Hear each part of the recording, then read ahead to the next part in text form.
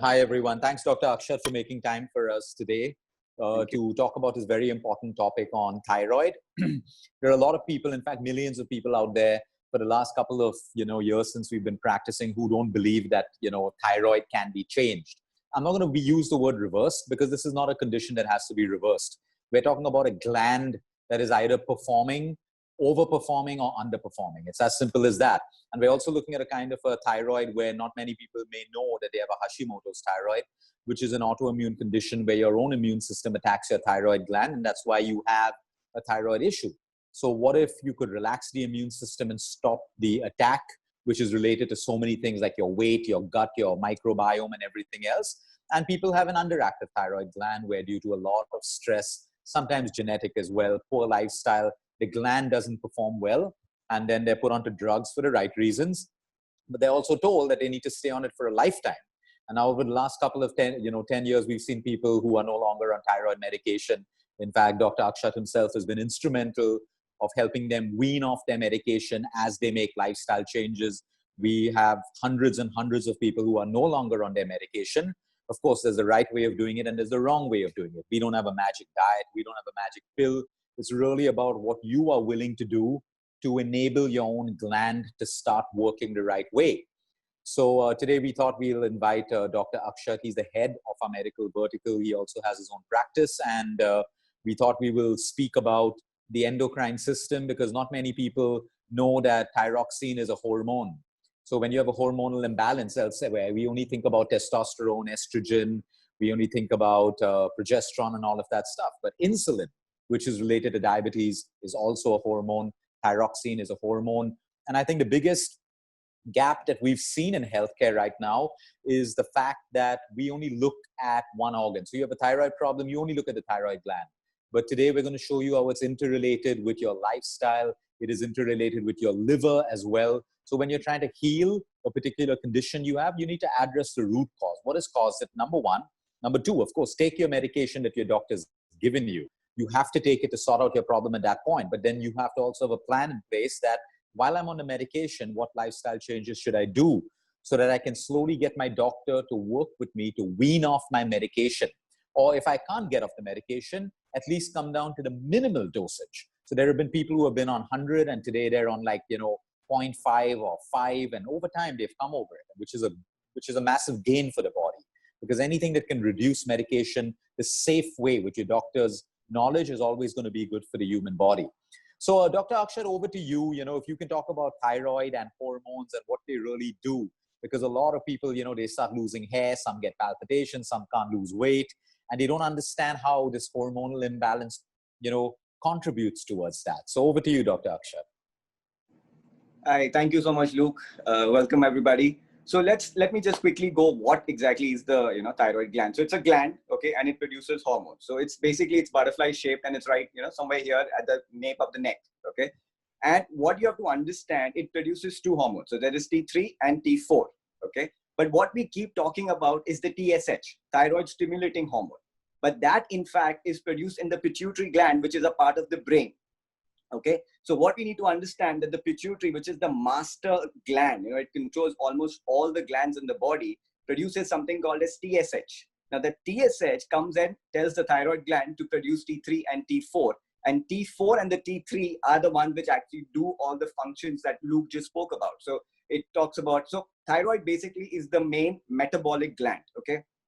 What it essentially means is that it controls your metabolism. That is why a lot of people, where you talk about the TSH going up, the T3, T4 going down, when we talk about hypothyroidism or we talk about Hashimoto's, we always talk about weight gain. Why does that happen? Because metabolic gland, there is some load on it, so it's not functioning properly, so the metabolism takes a dip. Okay, so it's a very important metabolic gland. But apart from that, it controls your temperature. It controls your, even like a lot of people with thyroid patients have a higher cholesterol level because it's not clearing the cholesterol enough from the body. Then a lot of people complain of constipation. Again, low metabolism. The gut doesn't move enough, okay? Then you talk about the way Luke said palpitations. Now, what is palpitations? Where you feel your heart beating outside your chest. It's really hard. And it can be, your heart rate can increase, okay? Again, that is again a symptom of thyroid because the thyroid is responsible for taking care of your heart rate also. Okay, so there are multiple functions. When a lady is pregnant, you have to know if a thyroid is fine, because the development of the fetus is again dependent on the thyroid. Okay, so you really need the thyroid gland to be functioning absolutely perfectly. Now, is that with or without medication? That is secondary. Okay, that is secondary. What is important is that your thyroid is an important metabolic gland and it needs to function. Yeah, no, that's great, because see, Dr. Akshat's already shown the pituitary gland is involved in this. So you can't just look at the thyroid gland and just look at your levels on your doctor's report, TSH, T3, T4. You got to go beyond that. We've had so many cases where people have an issue with the pituitary gland. And because of that issue, a lot of high stress levels, the pituitary gland controls a lot. Like he said, it's the master controller of the body. So if you have a problem there caused by chronic stress, a lot of stress, prolactin issues, so many different things. Sometimes by fixing that, automatically gets the gland to produce the right amount of TSH, which your drug is trying to do. And then you have the T4, T3 conversion where the liver is involved. So you can't ignore the liver in this whole treatment of your thyroid gland. So when we look, there's nothing wrong with the allopathic protocol. Let's get that right. Your doctor's right to see the symptom and medicate you. We are talking beyond that. Now, if you want to get off the medications, if you want to heal and you want to know, why should I be on a medication for a lifetime? Some people, unfortunately, can never get off it. But most people can if they do the right thing. So then you got to consider the liver, the pituitary gland, overall stress levels, nutrition. Dr. Akshat, a lot of people get confused between hypo and hyper, and some of them move from a hypo to a hyper or a hyper to a hypo. So can you explain to them why that happens? And again, it's so well related to their lifestyle, their food and everything else. Let's go ahead. Okay. So I think before I get into the details of hypo, what is most important is the diagnosis. Okay. I always say you should not judge a patient only by his reports. Okay. And I really mean that, because something like a thyroid, like you said, you can't just blindly go by numbers. Okay. Half the people are started on medication, whether it is hyper or hypo, is just because one report said so. Okay. They might not have any symptom. They might not have any problems, or they might have some very obvious symptoms like weight gain and fatigue and listlessness and lethargy, but that could be because of 101 reasons. Just because one. So you have to understand. So the TSH, the normal value for TSH is anywhere between 0.5 to 5. Okay. Then there is a range between 5 and 10 or 6 and 10. Okay. This range is actually something called as, so suppose you fall in this range, it's something called as a subclinical hypothyroidism. So one thing is when your TSH is going up, so basically your pituitary is producing more TSH to activate your thyroid gland, because your thyroid is unable to produce the T3, T4. Okay. So it's selling this, the pituitary is selling more TSH. So the TSH goes up, which means it's underactive, which means it is hypothyroidism. Okay. Then the other one, which is hyper, your TSH actually dips. So what happens is when this is producing more and more and more, the signal goes back to the brain and it says, stop producing TSH, stop producing TSH. Okay. That situation happens. So this goes up, the T3, T4 go up and the TSH comes down. So that is called hyperthyroidism. Okay. Today we are going to try and concentrate more on a hypothyroidism, because that is something which is more easy to, let's say not easy, but we've seen a lot of difference from a lifestyle perspective. Of course, hyper also matters, but maybe that can be a different session. But today let's focus on the hypo. Then when we talk about this 6 to 10, the TSH is between 6 to 10, that is something which is called as subclinical hypothyroidism. Okay.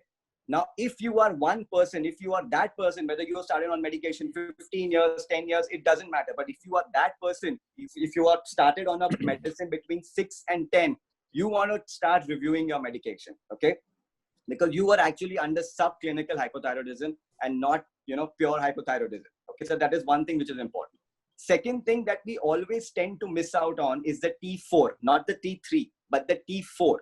Now, T4, unless and until that goes out of range, a lot of patients, TSH is just 6 and 10, or a little bit even on the higher side, but the T4 is still normal. Hold on, just hold on.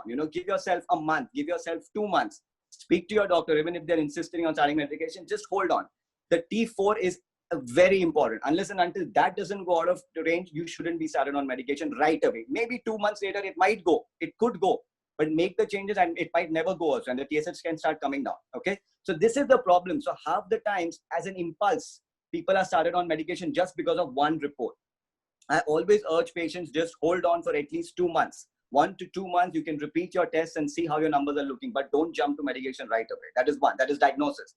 Now, second is Hashimoto's. Now, a lot of doctors don't really ask for anti-TPO because we as doctors actually use anti-TPO to diagnose it. Okay, when you talk about diagnose it, we just want to know whether it is autoimmunity or the way you say it's underactive. Is there a reason? Is there a little bit of autoimmunity or not? Okay.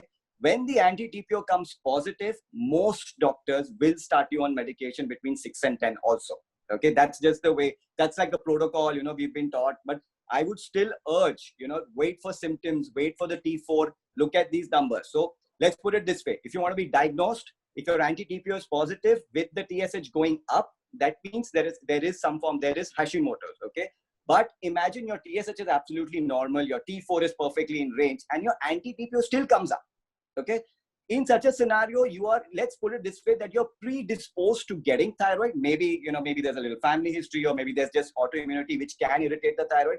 But right now, you don't need medication. So don't even think about medication just because your anti-TPO is high, but the T4 and the TSH is absolutely normal. So we have to understand when the medication was started. If you want to get off medication, you have to understand when it was started. So that is the difference between hypo, hyper, Hashimoto's. Very important. Yeah, no, that's a brilliant point, because there are a lot of people, I'm not going to say on unnecessary medication. We don't want to judge their doctors. They told them what to do at that point. But we have to realize today, as time passes, like he said, hormonal imbalance can happen. Let's say you have 2 nights of sleep deprivation.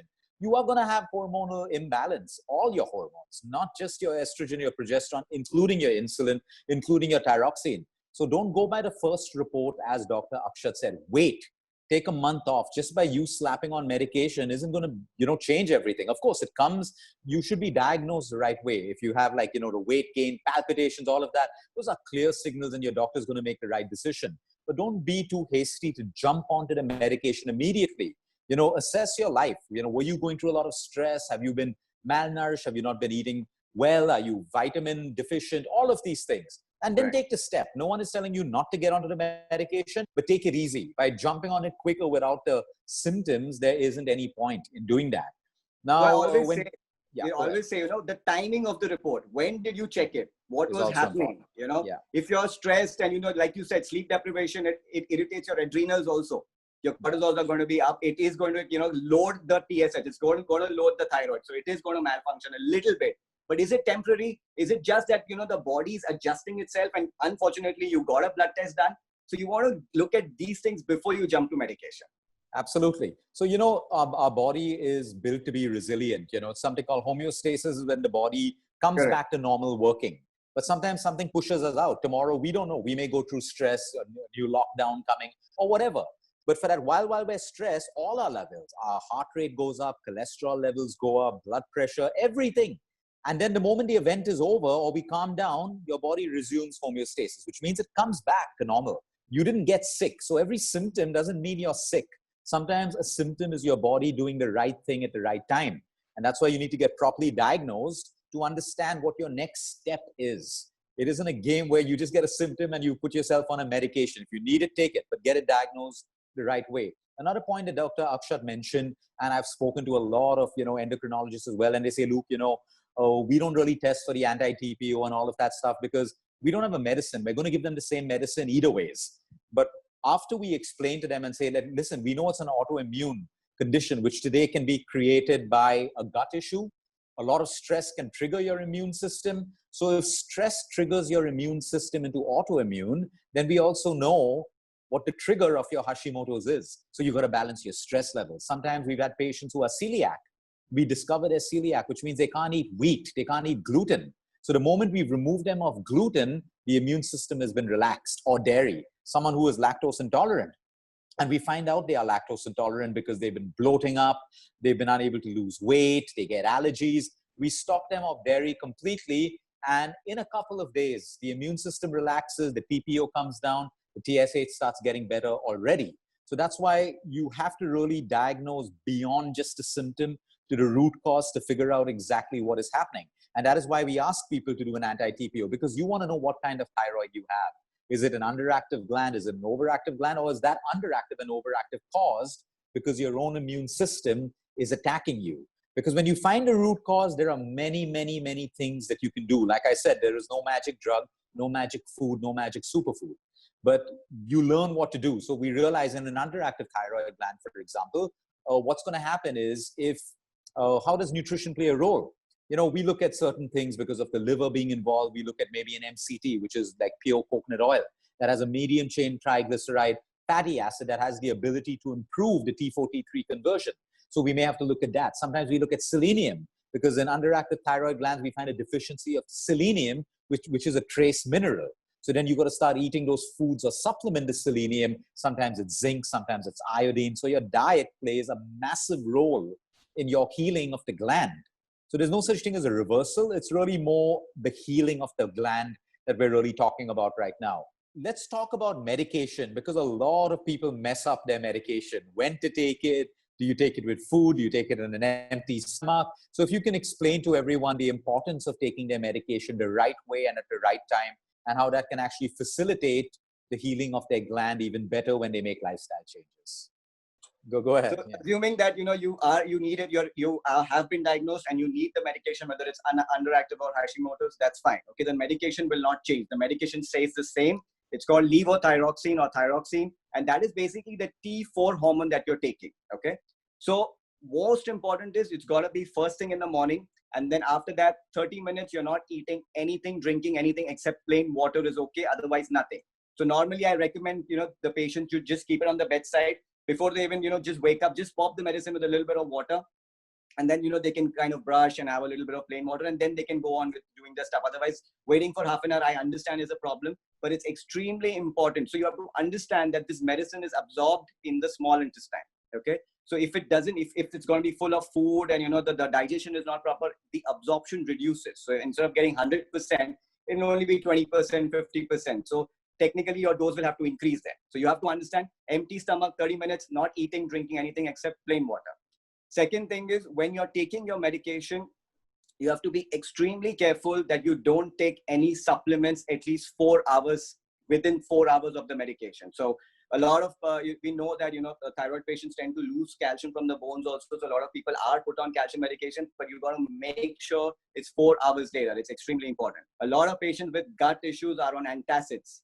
So don't take the antacids immediately with the thyroid medication. Even antacids need to be 30 minutes before you eat something. So normally we say at least an hour, 1 hour gap away from the medication. So that's about, even if you keep it 30 minutes before breakfast, should be okay. So don't take it first thing in the morning. These few things are very, very important, and you got to take care of these things. Now, for example, if you're going in, you missed a dose. Suppose you missed a dose. Okay, so you're taking about 50 micrograms every day. You missed the dose today. It's okay. You can take it tomorrow, but don't make it a habit to miss doses. Okay, so it's more of a weekly calculation that the doctors do, but that doesn't mean that you can take all of the dose on one day of the week. So it doesn't work like that, because your heart is the one which will take a big kick when you do that. So you are not supposed to miss doses. I remember this old lady, she called me from Dubai and she said, my TSH has gone up, my doctors increased my medication. And I very sincerely asked her, I said, how many doses have you missed? Because she was so, she was on the program, she was doing so beautifully, her weight was in check. And I said, no, there's some mismatch which is happening. She said, doctor, out of every 2 days of the week, I've been missing medications.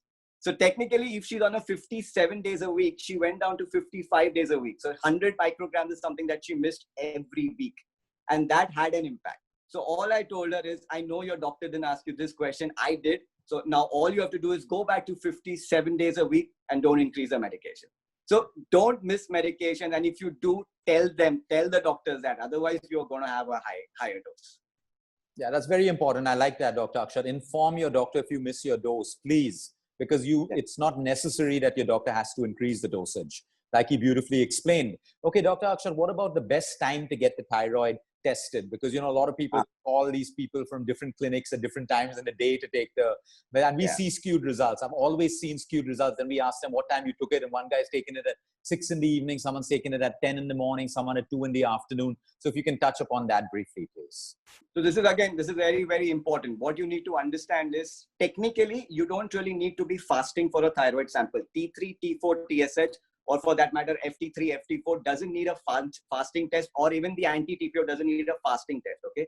But suppose, so a lot of times we always check the cholesterol of the patient. So lipid profile is something that we check of the patient. 2 enzymes of the liver, SGPT, SGOT, maybe a GGTP also, we like to check with the thyroid, okay? So in such a scenario, lipid is the one which needs a fasting. So 8 to 10 hours, 8 to 12 hours is something that you can look at. So that time when you do a fasting test, that's absolutely okay. You don't want to prick yourself twice. So when you're doing an early morning test, a fasting test, okay, skip your medication before the test. So you have the, don't skip it on that day. That's not what I meant, but you have the medication after you've given the blood. Yeah. Okay. Don't stay fasting till then. You have your breakfast, everything is okay. It's okay to do it, but sometimes we prefer to do it early morning fasting. But the reports will not be skewed because you didn't do it fasting. Let's put it that way. Okay. Second very important thing. A lot of patients have hair fall. Okay. So the best thing nowadays we are using for hair fall is biotin. If you are on biotin, make sure 1 week before you take the blood test, you stop taking the biotin. Okay. What you need to understand is the biotin doesn't interfere with the thyroid functioning. No, it doesn't interfere. It's not troubling the gland, nothing. But it can interfere with the testing, the assay. So whatever the reports that you get, especially on the TSH or the T4, can be a little up and down. So you don't want to keep a doubt. So basically what is important is when you're doing the blood test, you don't want to have any doubts whether this is correct, not correct. Of course, your doctor should be capable of, understanding when a repeat needs to be done. But things like biotin, 100% stop it 1 week before you get the test. Extremely important. Sometimes we've come across reports where the TSH, everything is fine, but the patient still has symptoms which are very similar. By then the patient's already done the worst thing which they should never do, which is Google, and then they get more and more confused. So what happens when the reports are good, but they have similar symptoms of, either hypothyroid or a Hashimoto's thyroid? Yeah. So let's put it this way. This is a little gray area, to be very, very honest. I will not blame the patients for, feeling that this, it's because of the thyroid, but I will still urge every person today, if your TSH is below 3.5, is below 3.5, whether you're on medication, not on medication, that's a different thing. But I'm talking about just pure number over here, okay? And your T4 is, on the higher side, above 7, 8. You want to look beyond the thyroid, okay? Yeah. The problem with thyroid is the symptoms are so vague. Symptoms are so vague, fatigue, lethargy, hair fall, it's so vague. You can't really pinpoint and say this is the thyroid. It's because of thyroid. Because something like a lethargy, something like a fatigue can be coming from the mind, can just be stress related, Yeah. So I always urge you, stop blaming the thyroid. Don't use it as a crutch. So there are so many people, and I'm not saying, the reason I'm saying people, because we have ladies and gents who have thyroid. Of course, it's more common in ladies, but we do have male patients also. So you have to understand, they just use it as a crutch. They use it as an excuse. I have thyroid. I'm never going to lose weight. I have thyroid. That's why my hair is falling. Okay. You just ask them one question. Do you have dandruff? Most of them say yes. Yes. Yeah. What have you done for the dandruff? Can we take care of the dandruff? Your TSH is so beautiful. It's like a 2, 2.5 or 1.5. Go beyond. Go beyond the thyroid. Think about your stress level. Think about your adrenal glands. Are you sure you're functioning? Are you constantly running around through the whole day? Are you sure you have a reason to get up in the morning? Are you sure you're, all these parameters? Are you happy? Half the people they're just not happy, and that's why they just blame the thyroid gland. So you want to go beyond your thyroid gland. Start thinking about yourself, your body, your environment before just blaming the thyroid. I think that is something that we really, really need to be careful, and we have to stop blaming thyroid for all the problems in the world. No, you're absolutely right. And like you rightly said at the start, it's the metabolic gland. It controls metabolism. So in life, sometimes we've seen this with hundreds of patients over the last couple of years. Some people move so fast in life. They don't take breaks to eat. They don't sleep well at night. They're jet set. The body has to have its pace for homeostasis. So if you don't slow down, how does your body slow you down? By controlling the thyroid gland, your metabolic gland. So sometimes a lot of people have had to put a percentage, 60 or more.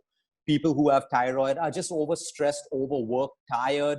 They train too hard in the gym. They don't have enough of recovery. And that's another point, your training. In fact, that was my last question for Dr. Akshat, which I'll add to after that. So Dr. Akshat, you worked with a lot of patients who have been off now medication, weaned them off. What are the 2 things that worked for you? 2 or 3 things that, besides the medication, what did you enforce in them in order for them to finally drop off their medication or come down to the lowest dosage?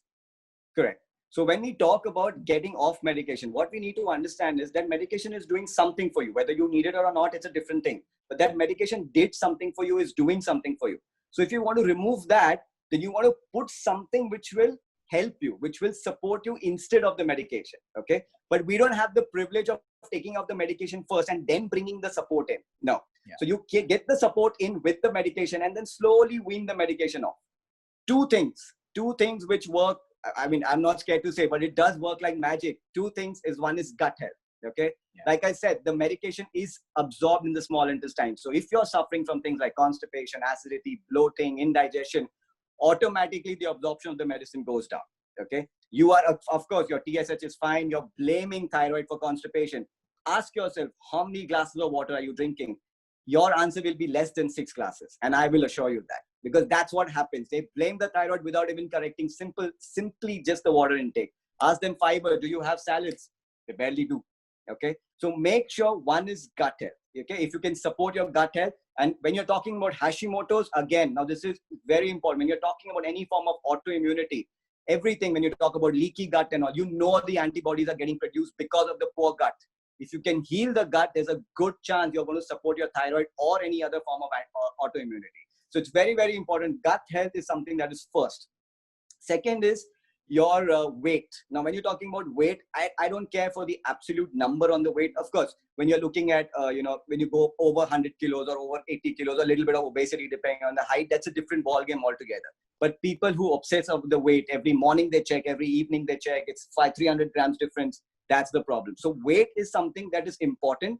But what you want to look at is how you're reducing your inches, how your fat loss is happening, how your belly fat is coming down. Again, belly fat is one of the most important reasons for increased inflammation in the body. So if your belly fat is coming down, your overall weight is okay, you're maintaining your muscle mass, which like you were going to say was training. Okay. A lot of people overtrain to lose weight to reduce the thyroid. Okay. Yeah. Body doesn't understand over and under. It only understands balance. So all the women or the men over there hitting the gym 7 days a week, 2 hours, twice a day, or HIIT, which is supposed to be a short workout, but they do it for 30 minutes. Yeah. Tabata, they keep doing it aggressive. Even things like kickboxing, which was actually a sport, but they're doing it more often just to lose weight. They don't even enjoy it. That's, again, something very important. You join something only to lose weight, to repair the thyroid. That doesn't work. If you don't enjoy what you do, your weight stays constant. You will keep cribbing about the 300 grams. The plateau will happen. There's no turning back from that. So you want to lose weight, but you want to lose belly weight. You want to lose inches, and you want to do it the right way in the right balance. So 2 things, gut health. Again, if you don't have good gut health, your weight is not coming down either. So gut health and weight are the 2 things that are really, really important, because again, your doctor will decide the thyroid medication, the dosage on your weight. So imagine, it's so simple, right? It's maths. If your weight is coming down, automatically your medicine will come down. Okay. So that is 2 things, gut health and weight. Yeah, no, that's brilliantly explained. It comes down to that, because absorption of anything, even if you're looking at your MCTs to your medium chain triglycerides to get into your liver, it first needs to go through a digestive process to be absorbed and all of that stuff. So if you have constant bloating, IBS issues and stuff, you can really correlate these symptoms with people who have thyroid. And it is so important, because we also know everyone today is saying, oh, the gut is the immune center of the body. It is, because your gut also communicates with all your hormones, insulin. So today we know there are connections between poor gut bacteria and insulin resistance as well. Likewise, now that you'll know thyroxine is also a hormone, communication between the gut and communication between the thyroid gland is real. These things happen. We only think the gut is the stomach. And so if you have a stomach problem, only treat the stomach. But everything is interrelated. Dr. Akshat spoke beautifully about the weight. I have to warn you, because it is right. Sometimes when you have a thyroid problem, you can't overtrain. Be gentle with your body, because, we have so many models and celebrities who have the greatest bodies, but a lot of them have thyroid issues because they keep punishing their bodies with exercise. And that's not okay. Your body's trying to slow you down, but here you are creating more stress. At the end of the day, exercise is good for us, but remember, it's a negative stress on the human body.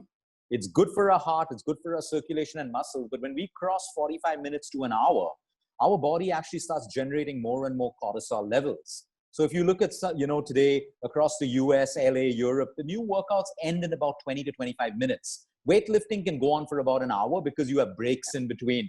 But, gone are the days where you do 1 hour on the treadmill, 1 hour on the elliptical. That's absolutely useless. Maybe good for your heart and your lung capacity, but no. You want to keep your exercise between 25 to 30 minutes efficient. intensive, so you have breaks. By the time you hit 35 to 50 minutes, you're not generating that amount of cortisol, adrenaline, and even lactic acid. So it is so important your recovery. So work out on a Monday, take a break on a Tuesday, or do a light walk or some yoga, then work out on a Wednesday. It is all balanced because, like I said, there's no magic diet. So when we look at getting people off their thyroid medication, it's their nutrition, the way they exercise, the quality of their sleep, and how they can, develop mechanisms to reduce their stress levels. Because everyone has stress, but how attached are you to your negative emotions? Imagine you wake up anxious, and right till midday or till night, you're anxious. You started the day with high cortisol and adrenaline. That creates something called adrenal fatigue. Your adrenal glands can only produce an X amount of adrenaline. After a while, it gets burnt out. And when that happens, you have issues. Your thyroid communicates with adrenaline, with cortisol. All of them are communicating. So if I have a depletion of a particular hormone, there's going to be a fluctuation in another hormone. If I produce too much of estrogen, my progesterone goes down. It's as simple as that. So I hope all of you all have understood this. Dr. Akshat, I truly appreciate your time. Like I said, there's no magic involved in this. You need to put in your bit of effort, your bit of discipline if you're looking at getting off this. There are people who are on years of medication and they come and they're just thinking about, 1 week of changing their eating habits, it's going to change. But like Dr. Akshat said, you got to continue the medication, build in your lifestyle. As the gland starts getting better, your lifestyle is getting more into your system. Your doctors can work with you to get off your medication. And before I end, another observation, which we've seen changing over the last 6 months, before we would have thyroid patients come to us and we look at their reports, they were only tested for TSH, no T3, no T4. You want to make sure that never happens. Like Dr. Akshat said, you need to know the T3, you need to know the T4. If you have a lot of symptoms or some autoimmune in the family, just get your anti-TPO done as well. So at one point, exactly, this is the root cause of my problem. Now, what can I do about this? And there are many, many things that we've spoken about. Thank you so much for your time, Dr. Akshat. We do talk a lot about anti-TPO, but it's a sincere request. Everybody, please don't bank and, just don't keep checking it every 3 months. Okay. Yeah. It takes its own sweet time to come down. What you want to access and what you want to monitor is the T4 and the TSH. I'm again repeating it, T4, TSH. Don't worry about the anti-TPO. It's not coming down. It's not coming down. It's all right. It's all right. What you need to understand, it's a diagnosis. There is a form of autoimmunity. There is Hashimoto's, but don't bank on it coming down because it doesn't matter. As long as your TSH is coming down, the T4 is going up. That is what is important. That is what is going to get you off medication. Okay. We will keep the anti-TPO. It's very, very important. It's a diagnosis, but don't obsess. Don't worry about the anti-TPO so much, because we have people joining just, I want to reduce the anti-TPO. That's not your goal. That doesn't want to be a goal at all. Be very careful and always remember, please don't self-reduce. Don't self-medicate. Get an expert to help you out. Get your doctor to help you out. We are all there to help you out. But it's a sincere request. Sometimes people just stop like, the auntie that I spoke about. Don't do that. You want to reduce medication, please do it the right way because the fluctuation, the in and out of medication is what troubles the body the maximum. Okay, so please be careful of that. Yeah, no, that's a brilliant point because we've had patients where their thyroid is absolutely sorted out, but the anti-TPO is still high. And remember, if you stress about it, you're probably going to get your whole thyroid issue back again. Leave it. Correct. It takes its time. I've seen cases where it's not gone on for a year, sometimes a year and a half. So there is no point using that. It's a great indicator, but it doesn't mean you're sick. It doesn't mean you're sick, So please remember that. Dr. Akshat, thank you so much for your time. Really appreciate all the inputs. And I hope everyone's kind of understood that where there's a will, there's a way. If you've believed in your mind that you need medicine for a lifetime, that's exactly what's going to happen. But we should always question ourselves. And we're not here. This is integrative medicine. You're speaking to a doctor right now. It's not about, not being on a pill. It is what is right for you. If there is a way off your pill, why wouldn't you want to do it? Because every medicine at the end of the day has a side effect. And there are some people who need it for a lifetime. But you got to figure out what it is that you want to do. And remember, today you're on a medication to suppress your thyroid gland, but you're not changing your lifestyle. That one root cause can become 10 other problems in the next 5 years. So you're better off addressing the root cause, hopefully working with your doctor, getting off your meds and preventing the onset of any other problem that one common root cause could be causing for you in the future. Thanks for your time, everyone. Thanks, Dr. Akshat. Thanks, Tina. Bye. Thank you so much.